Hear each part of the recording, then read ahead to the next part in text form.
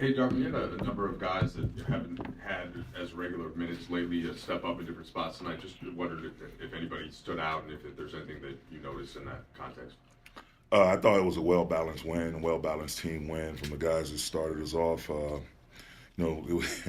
They came out blazing hot in that first quarter.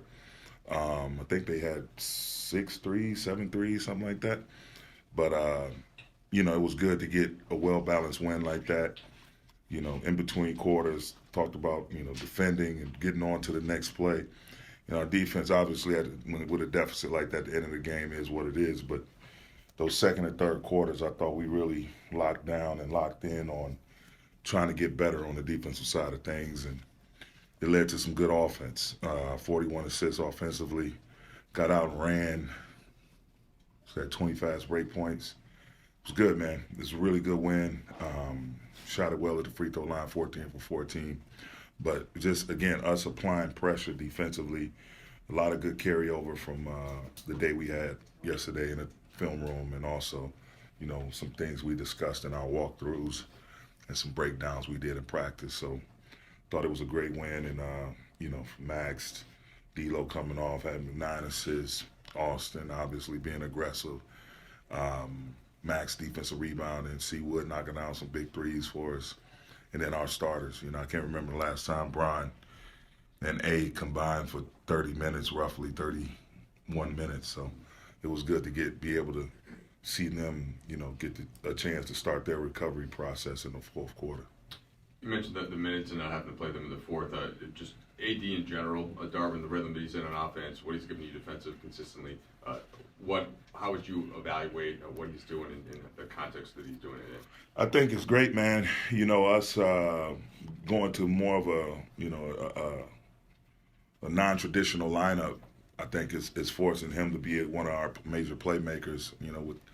With our secondary offense, with him and Trail, we play through him a lot, obviously in the post and at the elbow, but him being in trail and getting the quarterback a little bit before he goes and set a pick and roll. He can choose which side he wants to go to, and he's getting in and out of screens great. He's really not settling.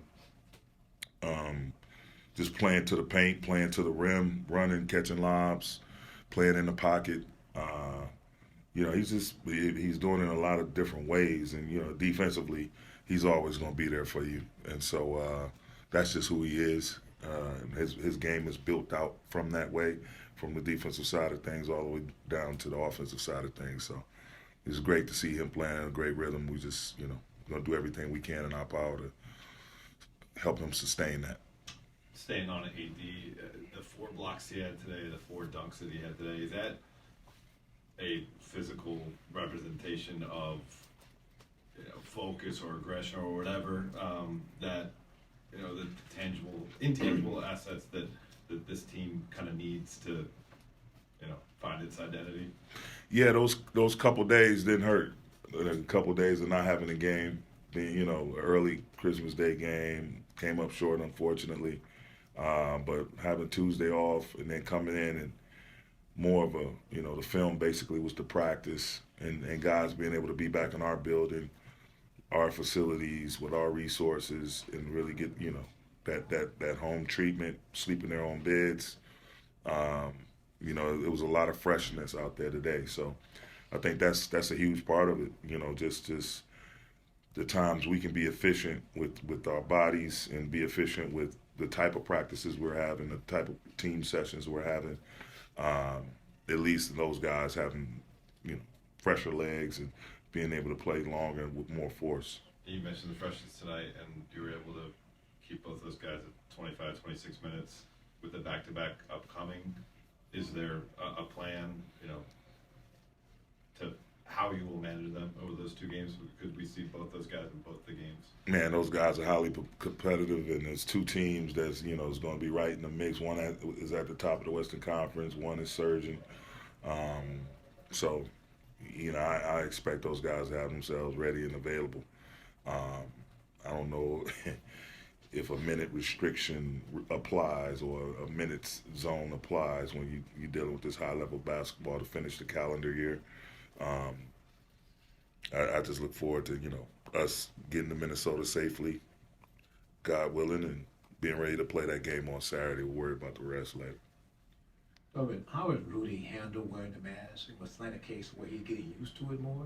Yeah, it's definitely a case. It's a medical requirement for him just to protect his nose, protect his face. But yeah, it's going to take some getting used to. Your eyes sunken in, you constantly feel something. You can see it around the outlier edges of your vision. Something is there. But I think he's trying to. He's managed it well. He was big for us tonight as well. And he's staying aggressive. He's shooting with it on and during his pregame workouts, and sometimes. But he has his sessions where he tries to figure it out. But I'm pretty sure he can't wait to be done with it. Sticking with the topic of Hachimura, when you decided to start him tonight, what were you looking for from him, and what do you think you got? This Charlotte team, their record may not reflect it, but they're a really young, competitive bunch. Steve Clifford, his staff, he has an awesome staff. He and I are really close friends, and I know they're going to come in and play hard. I think they lost single digits, but, to the Clippers and to the Nuggets, their last couple of games. So, we knew that they're going to be playing fast with a lot of force. They're athletic. They run fast and they jump high. So that was the mindset behind putting a bigger body out there with those other four and maintaining our size and athleticism and our speed. And that's what he provided tonight. What have you seen D'Lo provide with the second unit or the bench unit that may not have been with that group beforehand? I just think, as of right now, he's really being deliberate about how he's organizing things for that group.